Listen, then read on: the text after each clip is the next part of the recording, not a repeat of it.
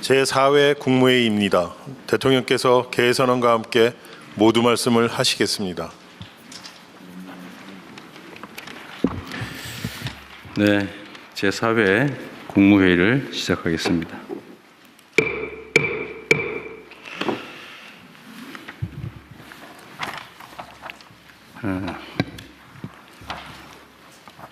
지난달에 수출이 1월 기준으로는 사상 최초로 600억 불을 돌파했다고 합니다. 내용을 보면 주력 품목 대부분의 수출이 늘었고 또 시장 다변화 흐름도 한층 공고해졌습니다. 이러한 지표 개선이 실제 우리 국민들의 삶을 변화시키는, 그리고 국민들이 체감할 수 있는 변화로 이어지기 위해서는 대기업, 수도권, 경력자 중심의 전통적인 시스템을 넘어서는 전략이 필요합니다. 더군다나 인공지능 대전환 가속화에 따라 경제 성과는 더욱 소수에 집중되고 일자리도 구조적으로 줄어들 수밖에 없습니다. 보다 많은 국민들께서 자유롭게 도전하고 또 혁신의 문을 두드릴 수 있도록 경제 체질을 완전히 바꿔 성장의 깊이와 폭을 넓혀야 할 때입니다. 이를 위해서는 누구나 아이디어만 있으면 창업할 수 있도록 창업의 문턱을 낮추고 파격적인 제도 혁신 그리고 자금 지원이 있어야 되겠습니다. 특히 창업 관련 규제 전반을 제로 베이스 차원에서 손볼 필요가 있습니다. 인공지능 시대에는 도전과 실패를 성공의 밑거름으로 삼는 사회가 현재의 위기를 넘어 더 큰 번영의 기회를 누릴 수 있습니다. 누구나 쉽게 창업에 도전하고 또 성공할 수 있는 창업 중심 국가로의 대전환에 정부 역량을 총 집중해야 되겠습니다. 날씨도 춥고 또 여러 가지 환경들도 어렵습니다. 이런 상황에서 어려운 이웃들에게 따뜻한 온기를 전하기 위한 희망 2026 나눔 캠페인 결과 사상 최초로 5천억 원이 넘는 금액이 모금됐습니다. 놀라운 일입니다. 이렇게 어려울 때 이렇게 많은 분들이 또 많이 모금에 참여해 주었다는 사실이 우리 사회에 새로운 희망을 보여준다고 보여집니다. 동참해 주신 많은 국민 여러분께 깊이 감사하다는 말씀을 드립니다. 복지 사각지대에 놓인 국민들을 지원하기 위한 그냥 드림 사업도 현장에서 상당한 호응을 얻고 있습니다. 혹시 그냥 드림 사업이 뭔지 모르시는 우리 국민들이 계실 것 같아서 간단히 말씀을 드리면 누구나 언제든지 최소한의 먹거리는 제공해 드린다, 그런 뜻입니다. 이 정책을 이제 구상하게 된 계기는 사실 배가 고파서 계란 한 판 훔쳤다가 구속된 사람들 이야기여서 그 단순한 한 끼 때거리가 없어서 이 범죄를 저지르고 또 그에 따라서 뭐 수사를 하고 구속을 하고 관리를 하는 이 엄청난 비용을 왜 들여야 되느냐. 그냥 계란 한 판 훔치는 대신에 한 끼 때울 수 있도록 우리가 음식물 제공을 하면 이런 사회적 낭비도 줄이고 또 불필요하게 누군가 처벌받는 그런 어려운 상황도 막을 수 있다는 생각에서 아무나 2만 원 정도 범위 내에서 식사할 수 있도록, 먹을 수 있도록 음식물을 그냥 제공하는 사업입니다. 뭐 처음에는 이렇게 하면 뭐 아무나 와서 뭐 벤츠 타고 와서 집어 가고 그러지 않겠냐 이렇게 얘기했지만 혹시 그런 일이 있다 치더라도 그게 얼마나 되겠습니까? 그리고 뭐 한 2만 원 정도 되는 음식물 무료로 얻겠다고 그 고생해가면서 그 배급하는 데까지 갈 사람 그리 많지 않습니다. 실제로 시행을 해본 결과로는 그런 경우를 거의 발견하기 어려웠다고 합니다.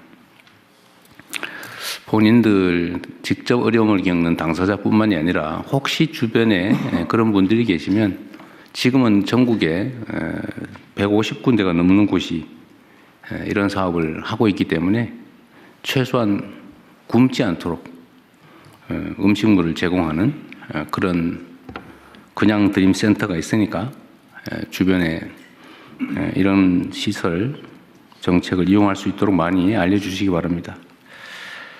오는 5월에 본 사업을 또 확대합니다. 그 전까지 혹이라도 있는 미비점을 신속하게 보완하고 사업소 확대 또한 적극적으로 검토 시행해 주시기 바랍니다. 희망은 나눌수록 커지고 연대는 실천할 때 더 단단해진다고 합니다. 정부는 더 많은 국민과 기업들이 나눔 문화 확산에 동참할 수 있도록 제도적 유인책 보완 등도 세밀하게 추진해 주시기 바랍니다. 가급적이면 국가 예산보다는 우리 사회적인 기부 동참으로 해결해 보려고 합니다. 많은 참여 부탁드립니다. 그리고 실제 사례 중에 이런 것도 있었습니다. 어떤 분이 할머니가 음식물이 부족해서 이걸 받아가지고 갔다가 언젠가 또 시간이 지나고 보니까 그 할머니가 자기가 너무 많은 음식물을 제공받게 됐다. 라면 이런 거 제공받아서 다른 사람들도 좀 주라고 도로 또 거기에 갖다 놓고 간 분도 있었다고 해요. 그렇게 따뜻한 곳이 바로 우리 대한민국이기도 합니다. 고병원성 조류 인플루엔자 그리고 아프리카 돼지열병이 계속 발생하고 있습니다. 그리고 지난 주말에는 인천 농가에서 구제역이 발병했다고 합니다. 방역 당국은 가축 전염병 확산 차단에 가용한 수단을 모두 동원하고 정부의 방역 대책에 적극 협력한 농가들이 피해가 확대되지 않도록 피해 보상이 가능하도록 잘 챙겨주시기 바랍니다. 그리고 이 현장에서 방역 공무원들이 참 고생을 많이 합니다. 이 방역 공무원들의 안전에도 신경 써주시고 이들이 그 고통에 대해서 그 고생에 대해서도 보상받을 수 있도록 잘 챙겨주시면 좋겠습니다. 곧 설 명절이 다가오기 때문에 물가 안정에 총력을 기울여야 합니다. 정부는 주요 성수품 공급 확대와 농축산물 할인 지원 강화 등을 포함해서 적극적이고 선제적인 장바구니 물가 대책을 빠르게 집행해 주시기 바랍니다. 네, 이상입니다. 이후 회의는 국무총리께서 진행해 주시겠습니다. 네, 저도 한 말씀만 그러시죠. 드리고 시작하겠습니다. 강화군 색동원 성추행 진상규명과 피해자 보호를 지시했습니다. 10년 이상 정부, 지자체, 관련 기관 어디서도 걸러내지 못했다는 것이 충격입니다. 신속한 수사를 챙기고 사회적 약자 이용시설 전체에 대한 점검 작업에 들어가겠습니다. 기술 유출 혐의로 원자력 안전기술원 전직 원장이 기소되고 방첩사의 민간인 사찰 흔적이 발견되고 구시대적인 간부 모시는 날이 지자체 등에서 여전하다는 보도가 나왔습니다. 이러한 구조적 개인적 문제점을 원천 근절하기 위해서 총력을 다하겠습니다. 부동산 정책도 비리 근절도 공직기강도 한다면 하는 대통령이고 정부이고 총리라는 것을 확실하게 보이겠습니다. 올 중반으로 예정되어 있는 업무 보고가 성과 보고가 될 수 있도록 각 부처의 핵심 과제를 직접 챙기는 군기반장 역할을 올해는 하겠습니다. 이런 각오와 방향을 대통령님께도 말씀드린 바 있습니다. 모든 정부 관계자들도 긴장하고 명심하고 새로 시작하는 각오로 해주시기 바랍니다. 현안 토의를 먼저 진행하겠습니다. 네, 현안 토의 이전에 제가 한두 가지만 좀 말씀드리고 시작하도록 하겠습니다. 오늘 다시 이제 주가가 5,000포인트를 회복한 것 같습니다. 근데 참 안타깝게도 우리 사회의 환경이 개선되면 다 축하하고 격려하고 또 더 잘 되도록 힘을 합치는 게 저는 우리 공동체 인지상정이라고 생각하는데 주가 폭락하니까 좋아하는 사람들이 있어요. 왜 그러는지 잘 모르겠습니다. 그리고 주가는 올리려고 그러면서 왜 집값은 누르냐 뭐 이런 얘기도 있어요. 주가와 집값은 좀 다릅니다. 주가는 기업 활동에 도움이 되죠. 또 주가 올랐다고 누가 피해보는 사람 없습니다.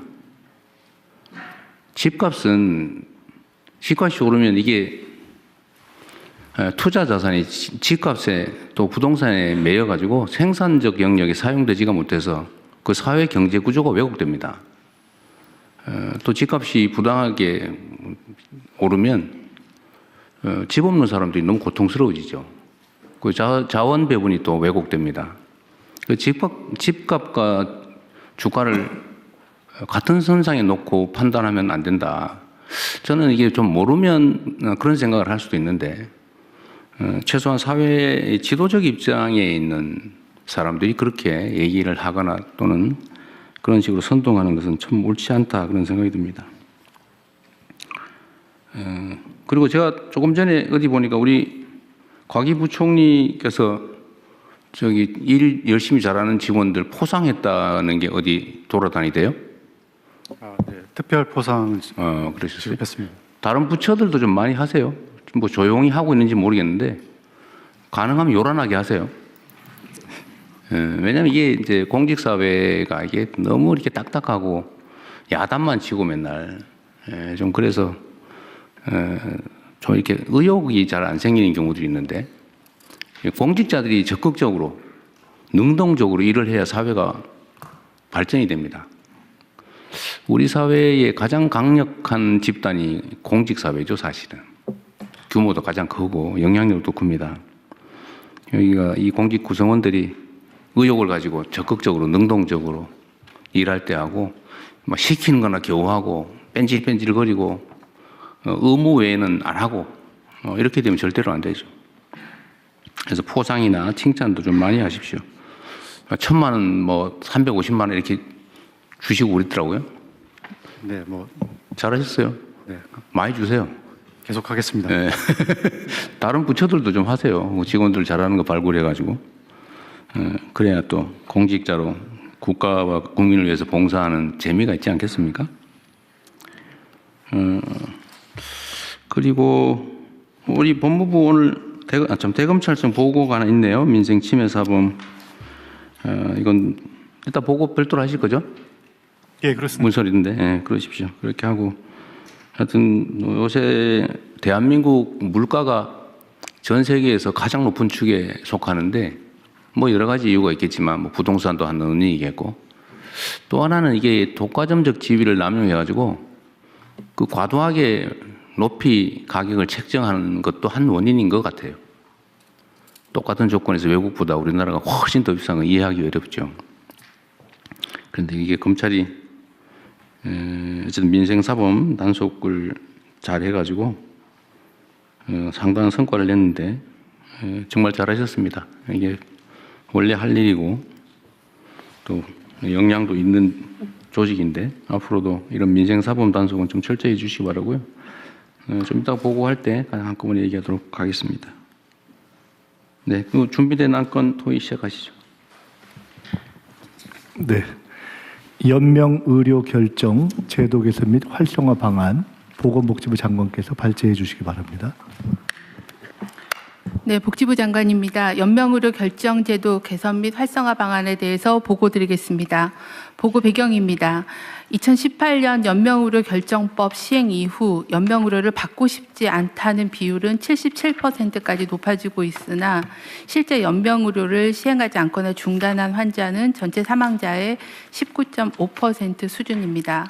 보건복지부는 생애 말기 존엄한 삶을 위해 연명의료 결정제도를 활성화하고 생애 말기 돌봄 체계를 구축하고자 합니다. 문제점입니다. 먼저 죽음에 대한 논의를 기피하는 문화, 연명의료의 상담과 정보 접근성의 제약으로 연명의료에 대해 사전에 충분히 고민하기 어려운 여건입니다. 사전 의향서가 있어도 연명의료를 중단, 유보할 수 있는 임종 과정에 대한 판단이 어렵고 수행 가능한 의료기관이 부족합니다. 연명의료 중단 이후에 선택할 수 있는 생애 말기 돌봄 서비스가 부족한 실정입니다. 말기 암 환자의 호스피스 이용률은 27.2%입니다. 다음은 개선 방안입니다. 먼저 연명의료에 대한 사전 의향 결정을 통해 웰다잉에 대해 미리 숙고하는 문화를 확산하겠습니다. 사전 의향서 등록 기관을 확대하고 환자의 가치관을 반영하도록 사전 의향서의 서식을 개편하겠습니다. 연명의료 결정을 포함한 웰다잉에 대해 준비해야 할 사항에 대한 포괄적인 홍보를 강화하겠습니다. 둘째, 연명의료 결정이 존중되는 기반을 확충하겠습니다. 연명의료 계획서 작성하는 시기를 현재의 말기 시점에서 말기가 예견되는 시점으로 확대하고 연명의료, 생애 말기 돌봄 등에 대한 표준 상담 프로세스를 보급하고 상담 활성화 지원 방안을 마련하겠습니다. 현재 임종기로 한정되어 있는 연명의료 유보 중단 가능 시기에 대해 사회적 합의를 거쳐서 적용 범위를 말기까지 확대하고 구체적인 기준을 마련하겠습니다. 무연고자와 고립 단절 노인 등에 대한 연명의료 결정을 위해 법령 보완 방안을 마련하고 연명의료 수행 의료기관도 확대하겠습니다. 셋째, 연명의료 결정 이후 존엄한 생애 말기와 임종 지원을 위한 체계를 구축하겠습니다. 의료기관 호스피스를 확충하고 말기 환자에게 적용할 수 있는 표준진료 가이드라인을 보급하겠습니다. 요양시설에서는 임종 돌봄에 대한 계약의사의 역할을 강화하고 종사자 교육, 임종실 설치를 확대하겠습니다. 가정형 호스피스, 재택의료센터 등을 확충하고 통합돌봄과 연계하여 재가 임종 방안을 마련하겠습니다. 또한 자택 임종 시에 사망을 확인하는 절차에 대해 관계부처와 협의하여 개선 방안을 마련하고 생애 말기 돌봄 서비스에 대한 통합적이고 체계적인 정보 제공을 강화하겠습니다. 향후 계획입니다. 웰다잉에 대해 숙고하는 문화를 확산하기 위해 공공기관, 유관단체 등과 협업하여 웰다잉 문화와 관련 제도에 대한 통합적이고 체계적인 정보 제공과 상담, 연계를 추진하겠습니다. 전문가, 국민이 참여하는 공론화를 통해 제도를 개선하고 생애 말기 돌봄 서비스 확대를 위한 거버넌스도 강화하겠습니다. 이상 보고를 마치겠습니다. 네, 다른 부처들 의견 있으면 말씀하시고요. 예, 법제처장입니다. 네. 지금 사전 연명 의료 의향서를 등록할 수 있는 기관이 현행법 11조에 보면은 보건소뿐만 아니라 공공기관까지도 포함이 되어 있습니다. 근데 공공기관 이외에 주변에서 쉽게 접근할 수 있는 주민센터 같은 곳으로도 확대하는 게 연명의료의향 등록을 활성화하는 길이 아닌가 싶고요. 한 가지 더 말씀드리면 자택 사망 병원에서 연명 치료를 하지 않으면 호스피스 시설에 들어가거나 자택이 있어야 되는데 호스피스 시설은 굉장히 제한돼 있고 결국 자택에서 사망을 해야 되는데 자택에서 사망할 경우에는 이 경찰에서는 변사 사건으로 일단은 봅니다. 그래서 병원으로 가서 사체 검안서라든가 진단서를 요구하는데 굉장히 형식적이고 떠넘기기식이고 병원에서도 사실상 한쪽 구석에 방치돼 있다가 하루 이틀을 그냥 보내기도 합니다. 그래서 이런 문제는 반드시 해결이 돼야 될 것 같습니다. 좋은 지적 같습니다. 이게 개인적 경험 얘기하기 좀 그런데 아주 오래전이긴 한데 제 선친께서 돌아가시고 난 다음에 사체 검안서 떼느라고 엄청 고생했어요. 근데 아마 앞으로도 똑같이 오히려 더 엄격해질 가능성이 많은데 그 법제처장 지적이 일리가 있습니다. 잘 챙겨봐 주시고요. 네, 또 없으면 저도 의견 하나 말씀드리도록 할게요. 하여튼 이게 이미 이제 회생불능이고 사망에 임박했고 치료한다고 개선되지도 않고 고통만 심한 이런 경우에 그냥 단순한 연명을 위한 강제 호흡이라든지 강제 급식 이런 것들을 이제 더 이상 안 한다 그런 얘기죠. 그걸 안 하겠다라고 본인이 네. 의사표명을 하면 그런 연명 치료를 안 하는 호흡기를 떼는 그런 조치를 하도록 허용한다 그 말이죠. 연명 의료를 시작하지 않거나 중단하겠다라는 중단한다. 겁니다.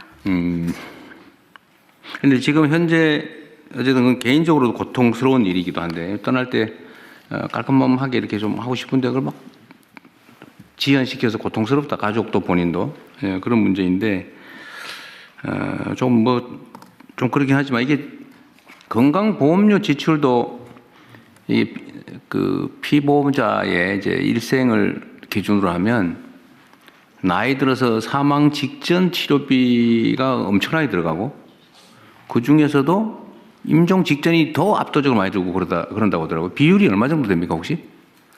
금액을 정확하게 제가 추산해서 기억하지 못하는데요. 이제 사망 직전의 1년이나 그 시기에 치료비가 제일 많이 집행되는 걸로 평가하고 있습니다. 뭐 70%, 80% 이런 얘기도 있던데. 네, 네. 그 정도 비율입니다. 형님, 돌아가시기 3개월 전에 약 60% 의료 수가를 쓰고 사망을 3개월 전에? 네.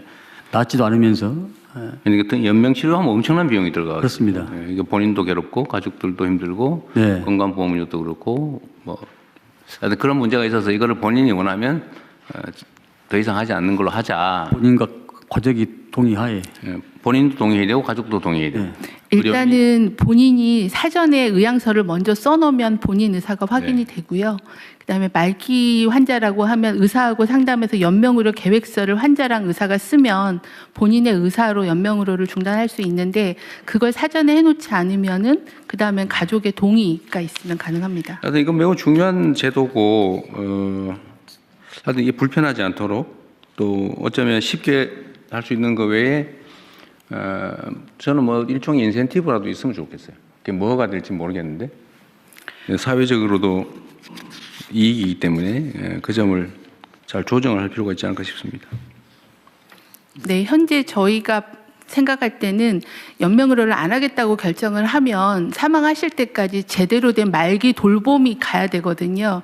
근데 통증 관리나 아니면 다른 관리들이 이제 병원이나 재가에서 돼야 되는데 그런 제공 기관이 좀 부족하다 보니 연명의료를 결정하더라도 제대로 된 임종 서비스를 못 받는 문제가 좀 있어서 그 부분을 저희가 확충하는데 복지부가 집중하려고 하고 있습니다. 특히 최근에 이제 지역사회 통합 돌봄이 활성화가 되기 때문에 재택에서도 그런 임종 돌봄을 받을 수 있게 네. 그 부분에 대한 거를 뭐 수가나 아니면은 이제 매뉴얼 같은 걸 만들고 또 의료진에 대한 교육을 해서 재택 임종을 강화하는 네. 부분들, 호스피스 강화하는 부분들을 계획을 하고 있습니다. 그러니까 연명 치료 안 하고 재택 임종을 할 경우에는 인력과 비용이 더 들겠죠.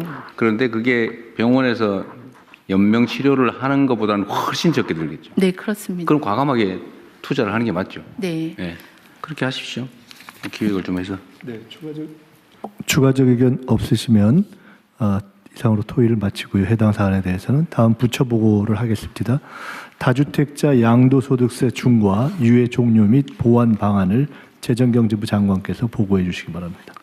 예, 다주택자 양도소득세 중과 유예 종료 및 보완 방안에 대해서 보고를 드리겠습니다.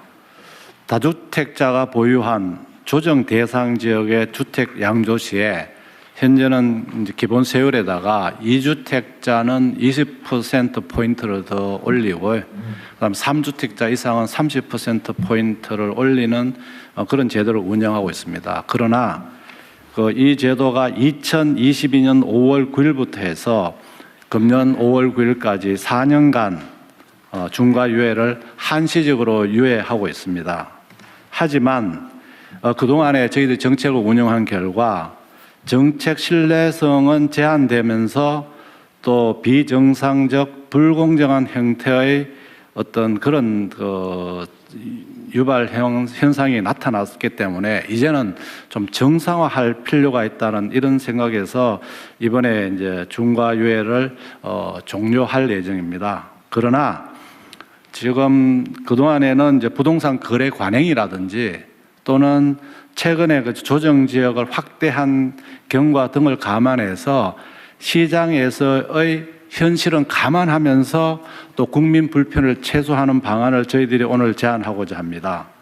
첫 번째는 강남 3구와 용산 등 기존에 이 제도를 적용하고 있던 지역에 대해서는 원칙적으로 5월 9일까지 잔금을 다 납부해야지만 이 유예를 받을 수 있겠습니다만 너무 기간이 촉박한 관계로 5월 9일까지 계약만 하고 3개월 이내에 잔금 또는 등기를 하는 경우까지도 저희들이 시장에 어떤 할 수 있는 적응력을 높이는 방안을 하려고 하고 있고요. 이 외에 금년 10월 15일에 신규 지정된 조정지역은 5월 9일까지 계약을 하고 3개월은 좀 짧을 것 같아서 6개월 내에 잔금을 지불하거나 등기를 하는 경우까지 유예를 하는 방안을 오늘 제안을 드립니다.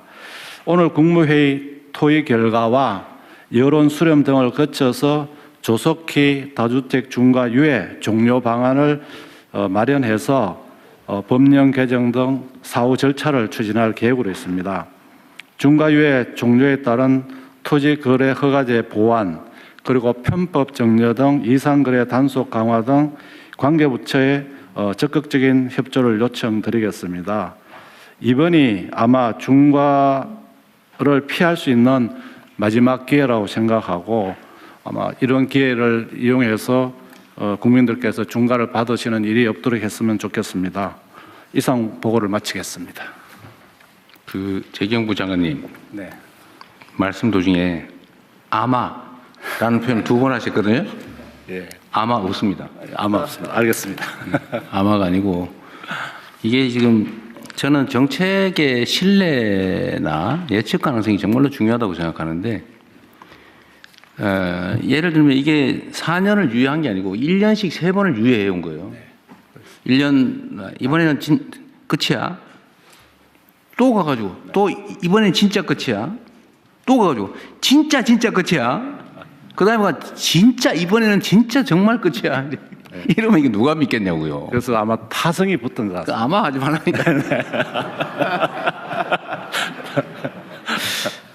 어쨌든 정책은 약간의 부당함이 있더라도 한번 정하면 그대로 해야 돼요. 보완은 그 후에 다른 방식으로 해야지. 그 자체를 밀어버리거나 변형을 해버리면 정책을 안 믿게 되죠. 네, 그렇게 하도록 하겠습니다. 그리고 믿은 사람만 손해 보잖아요. 안 믿은 사람은 득보고, 믿은 사람은 손해 보고, 정부 정책을 잘 따른 사람은 상대적으로는 손해 봤다는 느낌 들고, 안 따르고 버티고 힘써가지고 바꾸는데 영향을 줘서 바꾼 사람만 득보고, 이러면 이게 공정한 사회가 되겠습니까? 비정상적인 사회로 자꾸 하잖아요.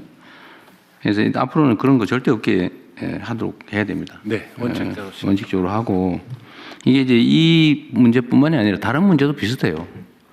정책을 준비하고 발표할 때 정말로 치밀하게 시뮬레이션하고, 그래서 언제나 레드팀이 꼭 있어야 됩니다. 반박해보고, 그리고 가능하면은 이해관계자들 의견도 다 듣고, 또 소위 많은 사람들이 지켜보는 가운데 브레인스토밍을 해가지고 모든 가능성을 다 점검을 해야죠.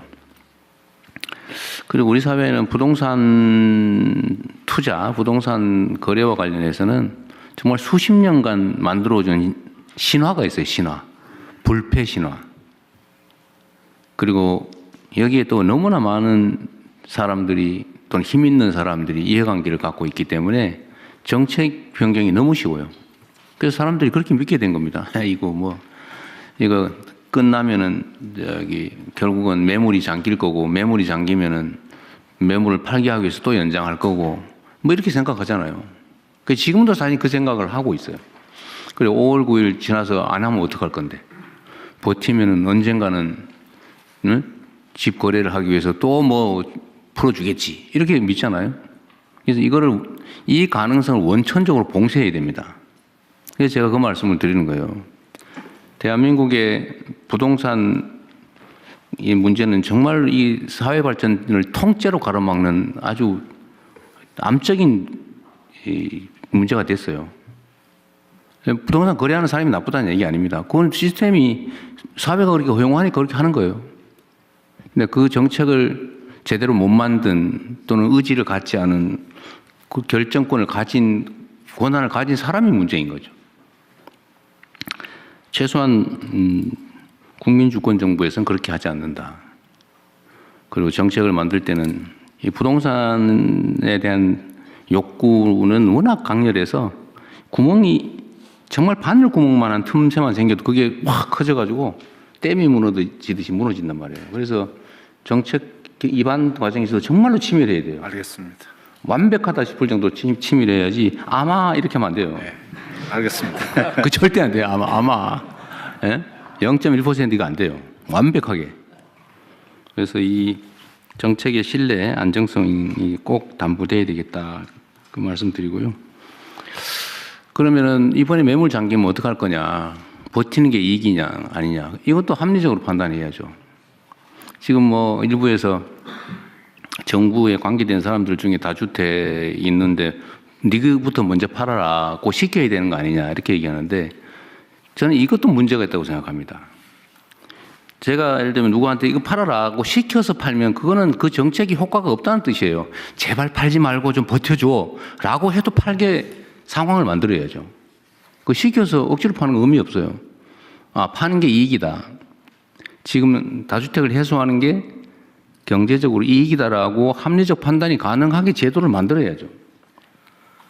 그런 제도를 만들 권한이 없거나 제도적 장치가 부족한 게 아니잖아요.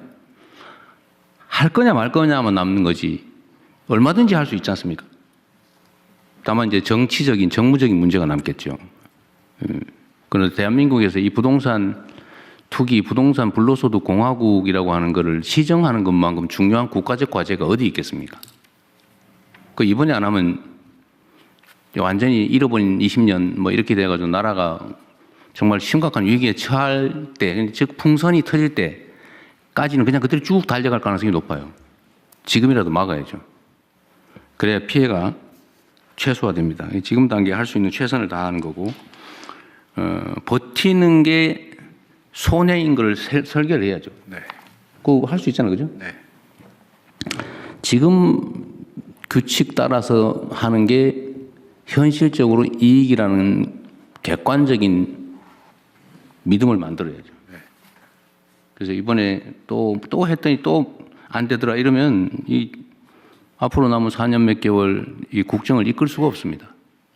그래서 반드시 이번에는 완벽하게 합리적으로 공정하게 제도를 설계하고 집행을 하도록 준비를 하시기 바랍니다. 네. 그리고 5월 9일까지 어쨌든 만료를 하는데 계약한 원래는 잔금까지 내야 되는 거긴 하지만 5월 9일을 양보할 수는 없고 네. 5월 9일로 하는데 다만 시간이 너무 짧고 정부에서 이렇게 앞으로 뭐 또 연장하겠지라고 이렇게 부당한 믿음을 갖게 하는데 책임이 있습니다. 이때까지 계속 그랬으니까요. 앞으로도 연장할 가능성이 있다고 믿게 만든 정부가 잘못이 있으니 이번에 한해서 계약한 건 인정해 주자. 그때까지. 네. 그리고 기존의 것은 3개월. 그러니까 8월 9일까지. 네. 그다음에 작년에 새로 조정 지역으로 편입된 지역은 기간이 짧으니까 거기는 11월 9일까지 6개월까지 잔금이나 중도금을 잔금 내고 등기 내면 네. 면제 중과세 면제해 준다. 어쨌든 그렇게 하시고요. 앞으로는 아마는 없다. 네. 확실하게. 확실하게. 들어가자. 네. 알겠습니다. 그리고 이 과정에서도 어쨌든 5월 9일까지 중과세 면제 네. 요 기준은 지키되 불합리한 결과가 발생할 수 있는 예외적 상황들이 있을 수 있잖아요. 네. 어쨌든 그 문제도 일부 검토를 좀 하도록 하시고요. 또 이런 것도 있죠. 버틸 수 있게 그럼 언젠가는 뭐 정권 교체를 한번 기다려보자 이런 것도 있을 수 있어요. 실제로 그럴 수 있습니다. 근데 그게 불가능하게 만들어야지. 근데 뭐 세금 얘기를 지금 하는 거 부적절하니까 하지 말고 어쨌든 할 수 있는 방법은 다 찾는다. 그 세입자 문제 때문에 골치 아픈가 봐요. 네, 그렇습니다. 지금 이 조정 지역에 대해서는 팔게 되면은 당장 자기가 들어가서 들어가야 살아야지만 되는데. 됩니다. 그런데 세입자가 있는 경우에는 이 세입자가 있기 때문에 당장 들어가서 살 수 없게 됩니다. 그래서 그런 부분도 지금 살고 있는 세입자의 임대 기간까지는 뭐 예외적으로 한다든지 해서 그 이유는 반드시 들어가게. 어쨌든 5월 9일까지고 네. 무조건 5월 네. 9일까지인데 세입자들이 6개월 안에 못 나갈 상황 또는 3개월, 6개월 안에 못 나갈 상황 그런 경우에 대한 보완 방안. 대안은 한번 검토를 해보시죠. 네, 그렇게 하겠습니다. 그러나 5월 9일은 변하지 않는다. 네. 네. 5월 9일은 확실하게 지키겠습니다. 확실하게. 아마 바뀌는 일은 없을 것이다. 알겠습니다. 네. 또 추가할 거 혹시 있으신가요? 네, 다른 의견 없으시면 재경부 장관께서 보고에서 제안하신 내용에 그렇죠. 저 하나 물어볼게요. 이게 제가 지금 이제 며칠 사이에 한 하루 이틀 사이에 또 바뀌긴 했는데 처음에는 이제 일부 보도상으로는 뭐 대통령이 저거 얘기해봤자 뭐 매물도 나오는 거 없고 막 저 분명히 매물 잠길 거고 이번에는 또 연장을 해야 된다. 뭐 저 다주택자들의 저 눈물은 어떻게 할 거냐. 뭐 이런 해괴한 얘기들이 있었는데 어제 정도부터 그 현장에 매물이 많이 나왔다는 보도들이 나오기 시작했어요. 보도가 제가 알기로는 그 이전에 이미 사실 매물들이 많이 나왔거든요. 그 통계청이나 아니면 어디서 뭐 자료 수집하는 데서 이 매물 증가하는 거 이런 거 통계들 있나요? 거래 통계는 있을 수 있는데. 예, 있습니다. 그리고 한번 얘기해 보실래요? 어떻게 변화되고 있는지? 그러니까 현재 이번에 서울 전체적으로 매물이 좀 줄긴 했는데요. 강남 3구하고 용산 쪽에서는 전체 평균 대비 11.74%가 매물이 늘어났다고 보고되고 있고요. 평시보다 11.74%요. 늘어났다. 네, 송파가 15% 상향이 되고요. 15%나 늘어났다고요? 네, 용산은 4.19% 해서 좀 낮고 그렇습니다. 용산하고 강남 3구가 매물이 늘었다는 건 굉장히 중요한 포인트입니다. 10몇 %, 두 자릿수로 늘었다 매물이. 네, 앞으로 더 늘어나겠죠. 그럴 거로 저희들 그래서 추세적으로 늘어나는 것도 더 늘어나고 있잖아요, 그죠? 네, 오늘 이 국무회의를 기점으로 좀 더 늘어나겠죠. 네, 저 대통령님 행안부 장관입니다. 제가 이 검토를 해보다 보니까요, 이게 왜 5월 9일이냐? 네. 왜 5월 9일? 네네. 지난 정부가 시작한 날입니다. 이게 5월 30일인가 31일 날 시행령 개정을 했는데 소급해서 5월 9일부터 적용을 한 겁니다. 그러니까 이게 일종의 정권 이 잡은 데 대한 기념품으로 다주택자들한테 선물을 준 이런 케이스입니다.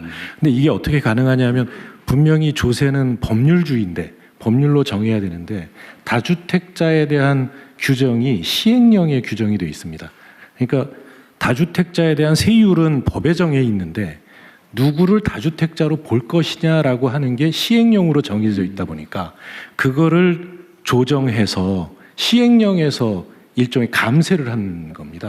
그래서 이 시행령에 정해져 있는 다주택자 기준 명확한 그 규정을 법률로 옮기는 작업을 해주셨으면 좋겠습니다. 근데 뭐 이거 앞으로는 아예 그냥 시행령에 위임한 조항을 없애버리는 것도. 네, 그렇게 해서 법률로 정해버리는 게 좋겠습니다. 이번에 어차피 이 제도 전체 설계를 바꿀 거 아니에요? 바꿀 때 이번에는 감안해서 하시죠. 예, 대통령 이번에는 이게 시간이 좀 짧기 때문에 시행령으로 하고 이건 법으로 이제 또 이후에 그렇죠. 이거는 그냥 놔두면 5월 9일에 잔금까지 내야 되는데. 네네. 일단 아까 얘기했던 너무 짧은 상황에 해야 되기 때문에 시행령 보완은 그런 시행령을 할 수밖에 없겠네요. 네네, 그렇게 하겠습니다. 근데 제가 어제 밤에 우리 국무위원님들 아니면 뭐 부처장들도 이거 혹시 의견 있으면 준비하라고 했는데 준비된 분들 있으면 말씀하십시오. 다 하셨어요? 다 하신 모양이네? 네. 대통령 마지막으로요. 저기 보시면은 저 2번에 보시면은 토지 거래 허가제 구역에서는 허가 후 4개월로 돼가 있습니다. 잔금 실거주 의무가 이게 그래서 저한테 또 어떤 분이 말씀하시기는 5월 9일 계약은 3개월이 아니고 4개월로 좀 해달라 이런 얘기도 있습니다. 그래서 시장의 목소리도 듣고 그래요? 저희들이 3개월이냐 4개월이냐. 네네. 근데 토지 거래 허가제는 4개월이기 때문에 그런 것도 시장의 목소리 듣고 좀 조정하도록 하겠습니다. 그럼 처음부터 4개월 해줘야 3개월이었어요. 예, 그래서 그렇지만 여기서 토론을 좀 붙이려고 그러겠습니다. 그건 현실적인 필요를 고려해서 네. 적절하게 결정할 때 또 하면 되니까요. 네. 기대하십시오. 4개월이 될 수도 있다. 네. 국토부하고 협의하겠습니다. 네네. 토론에서 추가된 의견을 반영해서 접수하겠습니다. 다음은 민생안정침해사범 엄단 방안을 검찰총장 직무대행께서 보고해 주십시오. 예, 검찰총장 직무대행입니다. 민생안정침해사범 엄단 방안 보고드리겠습니다. 먼저 수사 성과입니다. 검찰은 25년 9월부터 5개월간 시장 질서를 교란하고 물가를 상승시켜 서민 경제를 위협하는 국민 생활필수품 담합 사건을 집중하여 수사하였습니다. 설탕과 밀가루의 가격 담합으로 인해서 식품 물가 전반을 뒤흔들고 전기료의 상승으로 인해 가게를 위협하는 한전 입찰 담합의 전모를 밝혀 총 52명을 기소하였습니다. 설탕 가격의 담합 규모는 약 3조 2,700억 원, 밀가루는 약 6조 원, 한전 입찰 담합은 약 6,700억 원의 규모에 달하는 사실을 규명하였습니다. 사안별 개요와 수사 경과는 아래에 보시는 표와 같습니다. 가격 담합으로 인해서 담합에 가담한 법인들은 막대한 이득을 취득한 반면 식료품 물가 및 전기료 상승 등 피해는 소비자인 국민들에게 전가된 사실을 확인했습니다. 담합 발생 전 대비 설탕 가격은 최고 66.7%, 밀가루 가격은 최고 42.4%까지 인상되었습니다.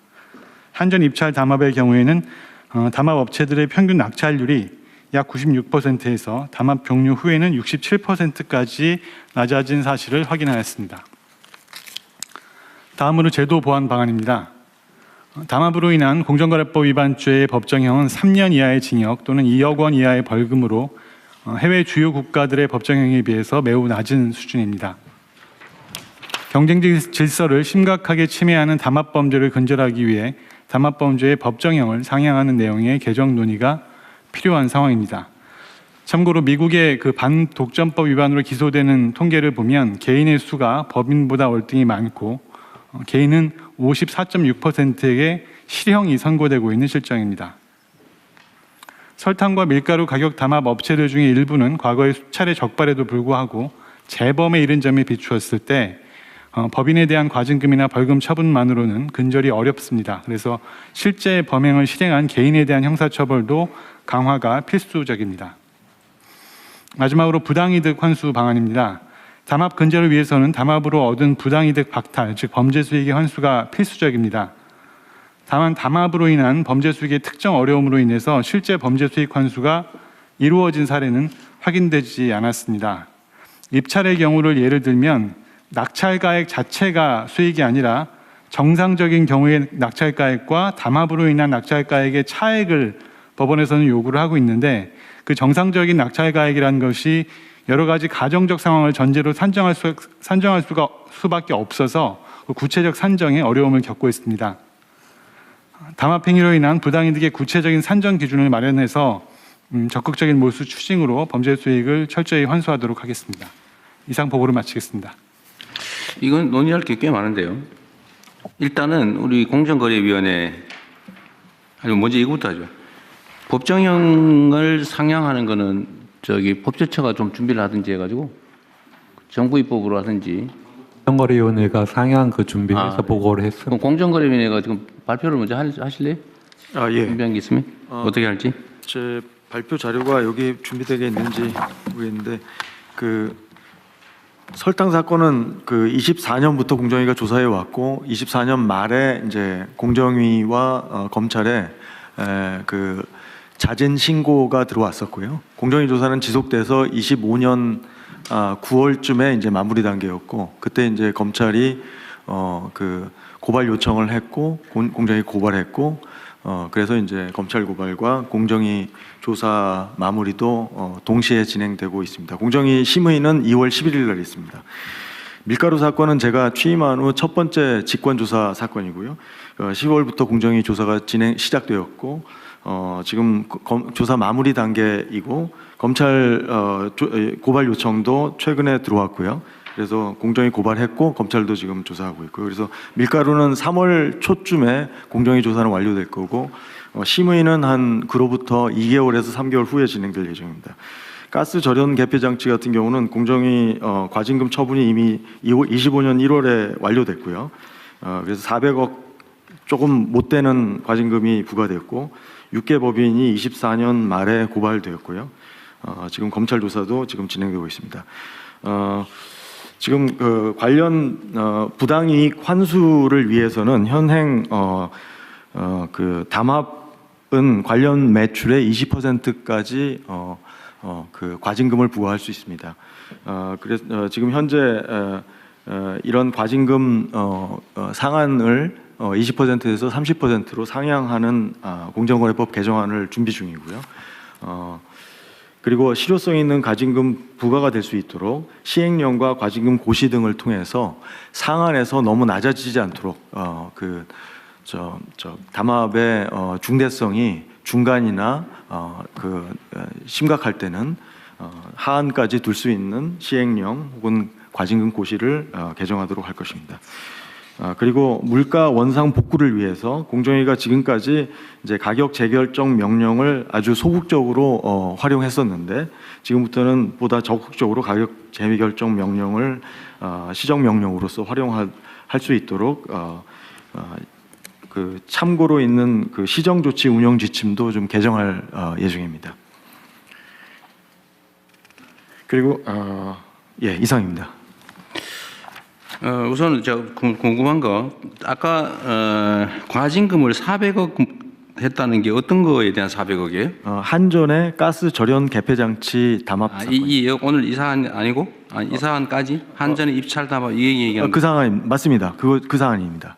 담합 규모가 6,776억인데 400억 했으면은 몇 프로 이게? 391억 정확한 액수는 391억이고 7%밖에 안 돼. 예, 그렇습니다. 왜 7%밖에 안 했어요? 여기 20%까지 할 수 있다면서요?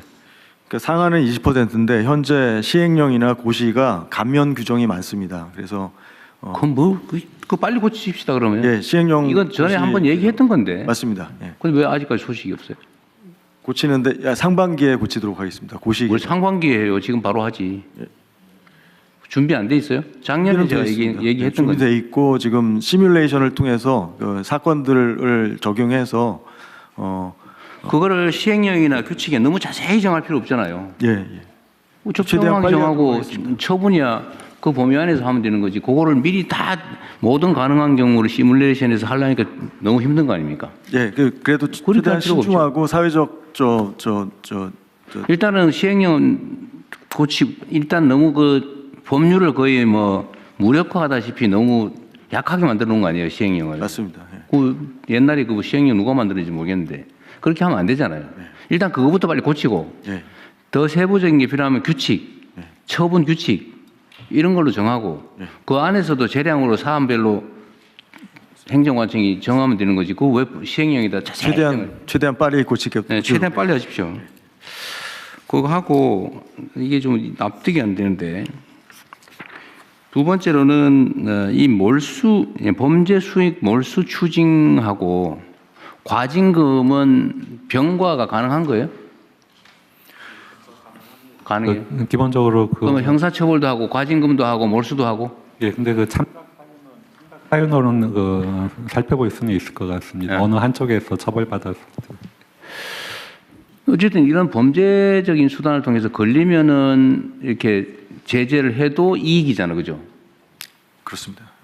이게 이익이 기속되는 것은 소위 말하면 주주인데 이게 처벌받아봐야 고용사장 아니면 뭐 전무 뭐 이런 사람들일 거고 이게 뭐 내려오면 과장 그럴 거고 이익은 다 남고 벌금도 얼마 안 되고 과징금도 얼마 안 되고 처벌은 자기가 안 받고 그러면 계속하죠. 맞습니다. 이게 소위 특별 예방 효과가 없잖아요. 일반 예방 효과도 없고. 그래서 저 사례를 보고 이거 하다 우리 큰일 나겠다. 진짜 회사 망할지도 모르겠다. 이런 생각이 들어야 안 할 거 아니에요. 그게 일반 예방이죠. 그걸 한번 저지른 사람이 다시 하면 이제 큰일 나겠다라고 해 다시 안 할 거 아닙니까? 근데 지금 재범도 많다는 거잖아요. 맞습니다. 제가 보기에도 재범할 것 같아요. 재범하는 게 훨씬 이익인데. 어쨌든 이런 점들을 고려해서 엄정하게 좀 규정도 만드시기 바랍니다. 그다음에 공정위가 지금 어쨌든 이게 검찰도 그러고 냈었는데 이거 한 번 하는데 뭐 몇 달씩 걸리고 이런다는 거 아니에요, 쉽게 말하면. 맞습니다. 인력도 많이 들고. 인력을 늘려야죠, 그러면. 인력을 늘려서 대대적으로 단속을 수사를 하고 처분을 제대로 하고 이러면 이제 줄어들 테고 그러면 사실 그때는 인력을 좀 줄여도 되죠. 예. 지금 온 세상이 이 위반 투성이라 예. 그 걷어내려면 초기에는 에너지도 비용도 인력도 많이 들거든요. 예. 그래서 제가 많이 뽑으라고 하잖아요. 예, 맞습니다. 전 인력도 늘리시고요. 법 개정하는 것도 빨리 해주시고 시행령 빨리 준비하고 동시에 처분 기준도 만드시고 부패재산 몰수 조항이 이게 정상 가격과 담합 가격의 차이를 계산하기 어려워서 법원에 몰수 판결을 안 해준다 그 말이죠? 예, 하급심에서 2차례 정도 인정되지 않았던 사례들이 있습니다. 그래서 이거를 몰수 규정에 대해서 일종의 간주 추정 규정을 만들면 되잖아요. 예, 그 주가 조작의 경우와 마찬가지로 입법을 통해 가지고 몰수 추징에 관한 간주 규정을 두고 그 아래 이제 시행령 형태로 그걸 구체화하는 방식을 네. 입법을 생각할 수 있습니다. 근데 몰수 조항을 시행령에 위임하면 재형법정주의 논란이 벌어질 것 같은데. 예, 그래서 이제 법률 단계에서 간주하는 규정까지는 두고 네. 구체적인 산정 방식에 대해서 이제 아래로 저기 위임 입법을. 그래서 입찰 비리 이게 대개 이게 지금 담합이라고 하는 게 유형화돼 있잖아요, 그죠? 가격을 조정한다든지 뭐 낙찰 뭐 이런 거 한다든지 몇 개 유형이 있을 텐데 거기에 대해서 정상 가격에 대한 간주 규정을 하나 만들어서 증명되지 않으면 그 가격으로 한다. 예를 들면 입찰을 할 때는 입찰 예정가가 있잖아요.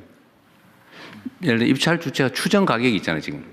그거하고 실제 낙찰 가격하고 차이를 뭐 한다든지 뭐 또 그거 충분히 있을 수 있을 것 같아요. 뭐 그거라든지 그 가격을 산정할 때 같이 올렸다 이런 거는 예를 들어 일반 물가 상승률에 준해서 일정한 기준을 만들고 그거를 벗어난 거는 저 담합에 의한 것이다라고 간주하는 걸로 그런 조항 만들면 될 것 같은데. 예, 그것도 고려해 보겠습니다. 네, 어렵더라도 예, 일단은 하고 나중에 보완을 하든지 해야지. 그 고민하다가 세월 다 보니 그러면 안 돼요. 그러니까 공정위 규정이 어떻게 보면은 부당이익 환수를 좀 추정에 근거해서 법이 만들어져 설계되어 있습니다. 관련 매출의 30% 혹은 20% 이런 네. 추정에 의한 부당이익 환수인데 이 규정으로 부당이익 환수가 부적절하게 되었다라고 판단될 때는 방금 말씀하신 추정 가격 추정 네. 요건을 활용할 수 있을 것 같습니다. 그러니까 그 과징금 규정은 약간 약간 추상적이거나 예. 또는 뭐 합의 규범으로 정해도 되는데 몰수 규정은 형사처벌이라서 법에다 엄격하게 최대한 확정해놔야 될 거 아닙니까? 그렇습니다. 그것도 고민해서. 예. 그리고 검찰도 그렇고 경찰은 이런 담합 수사 안 합니까? 예, 그 공정거래법에 현재 공정거래위원회에서 검찰총장에게 고발해야 한다 이렇게 규정이 돼 있어서 그 주로 공정거래위에 내에서 검찰에 고발을 하고 있습니다. 이 규정도 수사 기소 분리 원칙에 의해서 이 규정도 이제 손봐야 될 그런 조항인 것 같습니다. 근데 이런 부분에 대해서는 전혀 논의가 안 되고 있는 것 같던데요. 이런 검찰에게 고발하는 조항이 많잖아요. 예, 이거 말고도 예 많이 있습니다. 그거에 대해서 법무부에서는 뭐 준비하기 있는 게 있어요? 예, 어쨌든 이건 뭐 그 형사법 개정하면 특사경 지휘와도 관련이 되어 있고요. 어떤 검찰만 수사할 수 있는 것들이 몇 개 있기 때문에 다 함께 손봐야 됩니다. 더불어서 제가 그 대통령께 좀 말씀드리고 싶은 것은 지금 이 담합 문제에 관련해서는요. 저희가 2021년도 이후에 자체 조사한 바에 의하면은 이 외국의 추세는 법인보다도 개인 고발이 더 많습니다. 경쟁법에 있어서 부당 경쟁이라든가 불공정 행위에 관련해서는 미국이 가장 발달했는데 개인 고발이 훨씬 많은데 개인이 네. 고발하는 아니 개인 고발 그 법인의 대표자 실행하는 개인을 저희 처벌하는 공정위에서는 2021년도 이후에 거의 개인 고발을 하지 않고 있습니다. 근데 법인에 대해서는 뭐 과징금을 낸다든가 상한 2억 정도의 벌금 갖고는 아무 의미가 없거든요. 그렇기 때문에 거기에 이 행위를 한 개인들 뭐 그게 실제 오너가 아니라고 하더라도 대표자라든가 실행행위에 가담한 계획 모의한 자들을 처벌해야 되는데 그 처벌이 없습니다. 나중에 법인만 고발하고 나서 나중에 검찰에서 개인 고발해라 고발 요청해 우선은 그때나 고발하고 있거든요. 지금 뭐 그 다음에 가장 큰 게 뭐냐면 공정위에서 열심히 하고 있는데 2021년도 이후에 공정위 고발 사건 중에서 조사 기간만 보통 뭐 1년 반 내지 4년까지 걸리는 게 있습니다. 근데 이게 3년 이하 징역이기 때문에 공소시효가 5년입니다. 5년 다 돼갖고 된 게 대부분입니다. 이 두 건도 마찬가지입니다. 그러니까 거의 다 넘어간다고 그냥 넘어간. 예, 제가 조금 보완해서 말씀드리면 맞아 말씀하시고 하십시오. 그래서 그 부분에서도 사건 기간이 굉장히 고질적으로 장기화되고 있다. 그다음에 공소시효 임박해갖고 고발하는 경우가 많다. 그렇게 있고요. 지금 뭐 공정위원장은 뭐 조사를 여기 나온 것처럼 담합이 지금 오랫동안 됐었는데 강제수사 이 표 보면 나오세요. 강제수사 좀 보여주시면 게시일 중에서 수사 기간은 대개 뭐 얼마 되질 않습니다. 실제로 굉장히 급박해갖고 저희들이 수사를 했는데 이 자체 촉발하고 하는 게 이 리니언시 때문에 면책 조항이 있어갖고 다른 경쟁사에서 조그만 경쟁사에서 자체 제보를 검찰이 한 겁니다. 검찰에 같이 한 게 아니라. 그리고 나서 검찰에서 이 설탕 담합 같은 경우 3번이나 고발을 하라고 요청을 한 겁니다. 그래서 이게 고발이 된 거기 때문에 이 과정에 있어서 정말 신속하게 처음부터 개인까지 같이 고발하고 그다음 처음부터 이게 경찰이라든 검찰이라든 간에 긴밀하게 협조하지 않으면 안 됩니다. 워낙 이게 압수수색할 양들이 굉장히 방대하거든요. 그리고 조사해야 될 게 많기 때문에 그런 면에서 이 조사라든가 공정위 조사와 검찰이든 경찰이든 초기부터 협력 단계 그런 구조가 좀 만들어져야 됩니다. 현재 그게 없습니다. 예, 공정위원장. 예, 뭐 지금 검찰에서 적극적으로 개인 고발을 하게 된 것에 대해서 저는 뭐 잘했다고 판단하고요. 그리고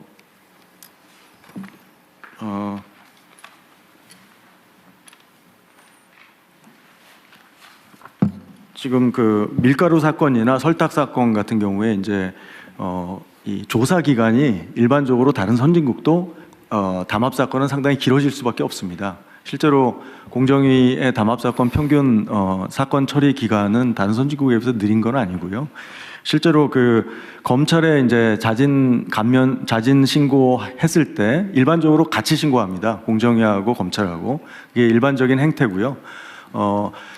설탕 사건의 경우는 자진 신고 1순위, 2순위가 검찰하고 공정위가 달랐습니다. 그거 이제 자, 그런 얘기는 그냥 됐고요. 네.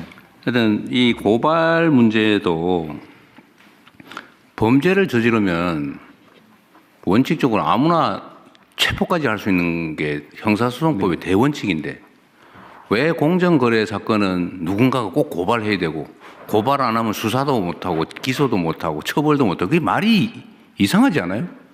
저번에 제가 공정위원장님한테 그 얘기 한번 취임 초기에 물어봤잖아요. 예. 전속 고발권 왜 그런 게 필요하냐? 예. 그러니까 지금은 과거에는 고발권 독점했는데 지금은 그렇지 않습니다. 지금은 이제 검찰에서 고발 요청이 오면 공정위는 고발을 할 수밖에 없습니다. 지금 형량법상. 그리고 중기벤처부 장관도 고발 요청을 하면 저희가 고발할 수밖에 없습니다. 그러니까 지금 고발권 독점은 완화돼 지금 실질적으로 작동하지 않고요.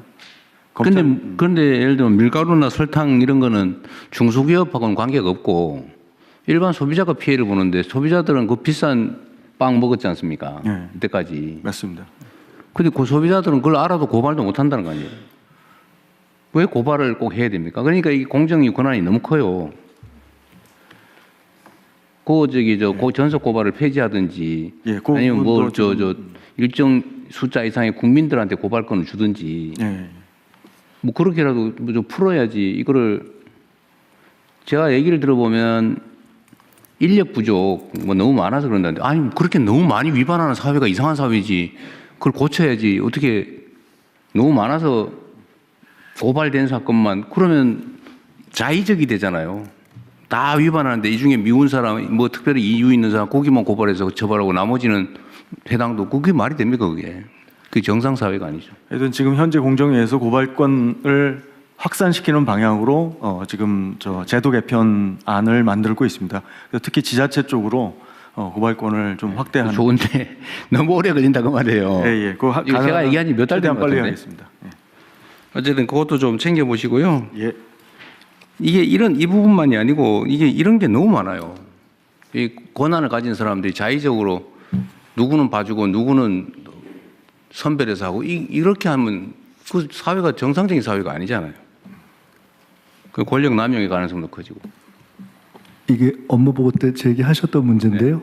속도하고 그다음에 내용을 전속 고발권 문제는 조금 공정이만 보는 것이 아니라 같이 볼 필요가 있는 것 같아서 함께 챙겨보겠습니다. 그러십시오. 그러면 속도가 그 총리실에서 좀 챙겨서 어쨌든 기업 운영 영역의 이런 체계적인 범법 행위에 대해서는 왜 저는 사회적 폐해나 이런 게 훨씬 더 큰데 저 계란 한 판 훔쳐먹은 서민하고는 차원이 다르잖아요. 근데 계란 훔친 사람은 꼭 잡아 처벌해.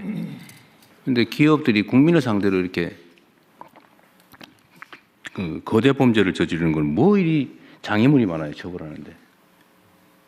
근데 이거 근본적으로 좀 신속하게 획기적으로 좀 바꾸시면 좋겠어요. 네. 그러면은 마지막으로 지금 밀가루, 설탕은 지금 이제 과징금 처분을 아직 안 한 거잖아요, 그죠? 안 했습니다.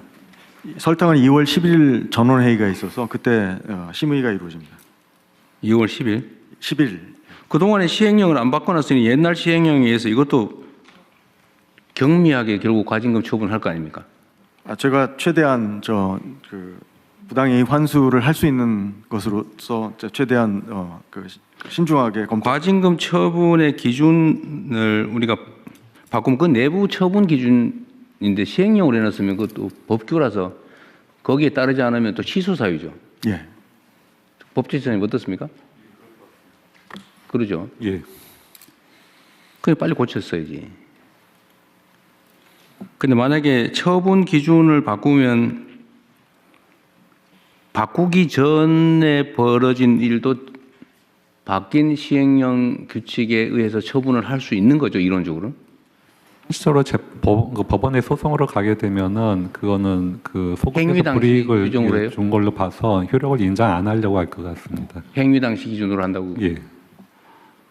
차관이 이건 뭐 어쨌든 방법을 좀 찾아서 최대한 신속하게 하십시다. 예, 최대한 엄중하게 네. 저 경종을 울리는 그런 결과를 내도록 노력하겠습니다. 진짜 경종 울려가지고 종 울리면 놀래야지. 이거 안 놀래 이게. 예, 저 굉장히 심각하게 보고 있습니다. 이 사건에 대해서. 종소리를 놀래야 경종이지. 네.